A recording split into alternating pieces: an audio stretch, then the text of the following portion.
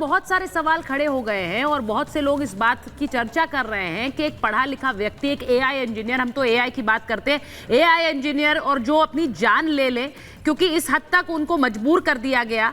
मैं एक gender equality भी बात करूंगी कानून में, लेकिन क्योंकि उन्होंने कहा कि ऐसे मामले हैं, हमारे साथ उनके भाई भी जुड़ेंगे, मैं उनसे भी बात करूंगी क्योंकि अतुल के भाई हमारे साथ जुड़ रहे हैं, मैं उनके पास जाऊं। उससे पहले मानवी जी जरा बताइए, एक महिला, वो कह रहे हैं कि झूठे आरोप लगा देती हैं आजकल महिलाएं, और झूठे आरोप इस कदर तक लगा देती कि वो अतुल अपने वीडियो में कह रहे हैं एक केस खत्म होता था तो दूसरा, इतने केसेस स्लैप कर दिए गए।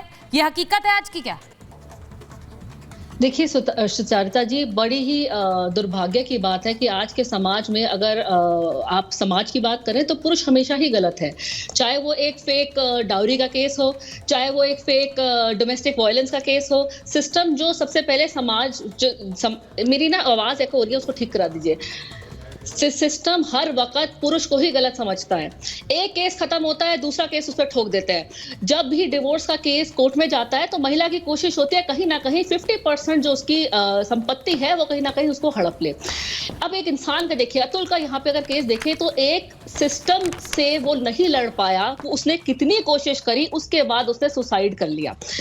डर मुझे ये है कि अतुल का जो एग्जाम्पल है वो कहीं जो पीड़ित पुरुष है वहां बाहर, वो कहीं उसको देख करके इन्फ्लुएंस ना हो जाए। आखिर कब तक एक पुरुष जो है वो लाचार रहेगा?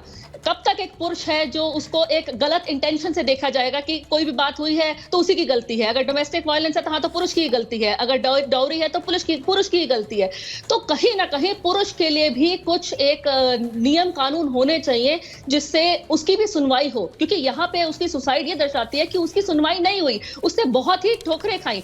अब इतना उसने कमाया, पहले आप देखिए बीवी, जहां तक मेरी जानकारी है, बीवी भी काम करती है, कि महिलाओं का कोई अधिकार नहीं है, महिलाओं के पास हक नहीं है, महिलाएं एक लड़ाई लड़ रही हैं। आज हम एक ऐसी डिबेट कर रहे हैं जिसमें कह रहे हैं कि पुरुषों के पास अधिकार हो। क्या वाकई पुरुषों के पास अधिकार नहीं है? सवाल तो मेरा ये है, मैं इस पर पूछना चाहती हूँ सांत्वना जी, क्या पुरुषों के पास कोई अधिकार नहीं है जैसा वो कह रही? देखिए, जो हमारे कानून है मोस्टली विमेन सेंट्रिक हैं, क्योंकि अभी तक भारत में महिलाओं पर अत्याचार होता रहा है। तो मैं खुद इस बात के पक्ष में हूं कि पुरुषों के लिए भी कानून होना चाहिए। कानून में संशोधन की जरूरत है कि कुछ कानून पुरुषों के पक्ष में भी होना चाहिए। पुरुष भी प्रताड़ित होते हैं और उसका हम एग्जाम्पल देख चुके हैं कि किस तरह से एक आदमी आकर लाइव सुसाइड कर लेता है और कितना हैरेस किया जाता है। तो यह शोषण इस बात का प्रतीक है कि पुरुषों के साथ शोषण हो रहा है। तो इस कानून की आवश्यकता है कि पुरुषों के लिए भी कानून बनाया जाए और कानून का संशोधन किया जाए। मैं एक बार बताऊं कि अतुल के भाई हमारे साथ इस वक्त जुड़ रहे हैं, मैं उनके पास जाना चाहती हूं क्योंकि जो कुछ परिवार झेल रहा है उसके बाद परिवार के लिए बड़ा मुश्किल समय है, और इसीलिए मैं उनसे पूछना चाह रही हूं कि क्या ये सिस्टम से लड़ाई है? क्योंकि वो अतुल इसमें बता रहे हैं कि जज मांगती थी 5 लाख रुपए, वो कह रही 5 लाख दे दो मैं केस सेटल करा दूंगी। वो ये भी कह रहे हैं कि पत्नी 3 करोड़ मांग रही थी, मैं कहां से लाता, मैं कहता था मेरी जान चली जाएगी, वो कहती थी हंस के आत्महत्या कर लो, मर क्यों नहीं जाते हो तुम? क्या वाकई ये पूरे सिस्टम से लड़ाई? विकास जी।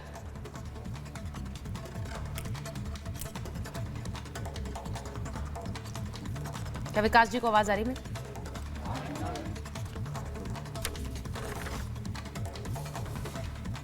सिस्टम चलते आ रहे हैं, जो न्यायिक प्रक्रिया हमारे देश में है, वो कहीं भी कभी भी एक मेन के लिए कहीं कोई सिस्टम ही नहीं है, कहीं कोई कानून ही नहीं है जहां उसको जस्टिस मिल सके। सारी चीजें निर्भया केस के बाद ऐसे कानून में प्रावधान ला दिए गए हैं जिसमें सिर्फ और सिर्फ जो है वो महिलाओं को प्रोटेक्ट किया गया है हर जगह से। क्या ऐसा कोई भी कानून है जिसमें मेन के प्रोटेक्शन की बात की जाती है? मेन को भी हरासमेंट होता है, मेन के हरासमेंट से वो सुसाइड कर रहे हैं।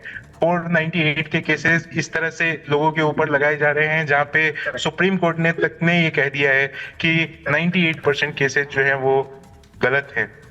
मैं आपसे ये विकास जी सारे के सारे जो पर जो केसेस लगाए गए थे। अतुल, आपको लगता है कि कानून का दुरुपयोग किया गया इस मामले में? क्योंकि जज पर भी बहुत सारे गंभीर आरोप लगाए।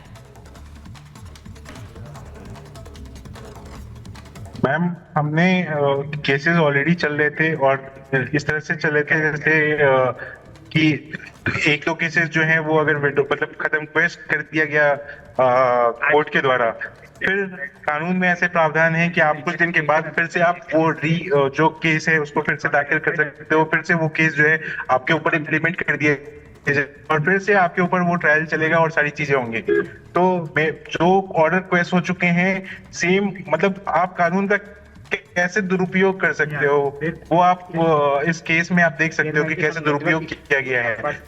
को उल्लंघन करके जो नोटिस भेजने चाहिए थे इनकी वाइफ के फैमिली को, वो उन्होंने नहीं भेजा, उसको उन्होंने वहां पे वो बोला है उन्होंने कि उस वीडियो में आप सुनेंगे, जिस वीडियो को आप बता रहे हो या वायरल हुआ है, उस वीडियो में कैसे उन्होंने सुप्रीम कोर्ट के जजमेंट को ना मानते हुए।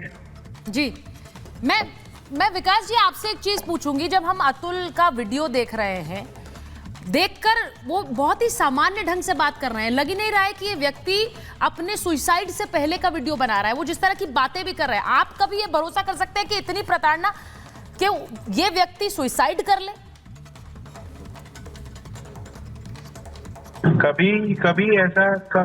कभी ऐसा उससे बात करने के बाद किसी भी सिर्फ मैं अपनी बात ना करूं, मेरे फादर भी कभी ऐसा नहीं सोच सकते थे।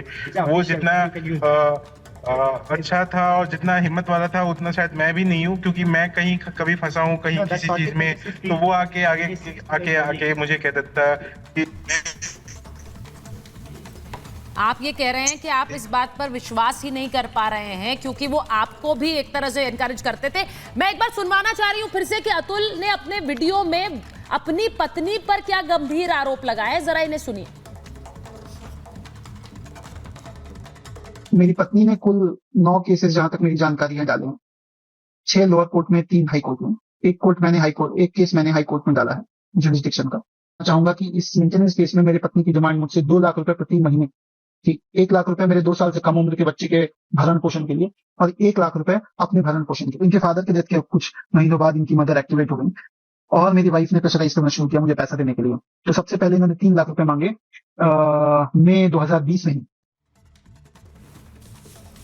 तो पत्नी पर जो गंभीर आरोप लगा रहे हैं, मेरा सवाल यही है कि जो उन्होंने कहा, अब सीधी बात यह है कि वो पत्नी पर गंभीर आरोप लगाते हैं कि वो पैसे मांगती थी, वो मजाक बनाती थी और कोर्ट के अंदर मजाक बनाती थी और जज कहती थी कि क्या हो गया, पत्नी तो है तुम्हारी। ये वो खुद बता रहे हैं इस वीडियो में कि पत्नी तो थी, क्या है, अगर मामला चल रहा है तो इसमें कौन सी बड़ी बात है। वो कहते हैं मैं पैसा नहीं दे सकता, तो जज कहती थी तुम्हारे पास होंगे तभी तो वो मांग रही है। अब ये क्या एक हैरेसमेंट है जिसको शायद आम लोग समझते नहीं है और ये वो झेल रहे हैं। और उसके बाद इस तरह से मैं प्रियंका जी आपके पास आ रही हूं एक बार, जिस तरह से अतुल ने अपने वीडियो में बताया है, बहुत से मामले आजकल आते हैं और हम ये कहते हैं कि महिलाओं का एक कानून के को लेकर, एक महिलाओं को लेकर एक संवेदनशील रवैया रहा है, लेकिन क्या इसका दुरुपयोग हो रहा है आपको लग रहा है?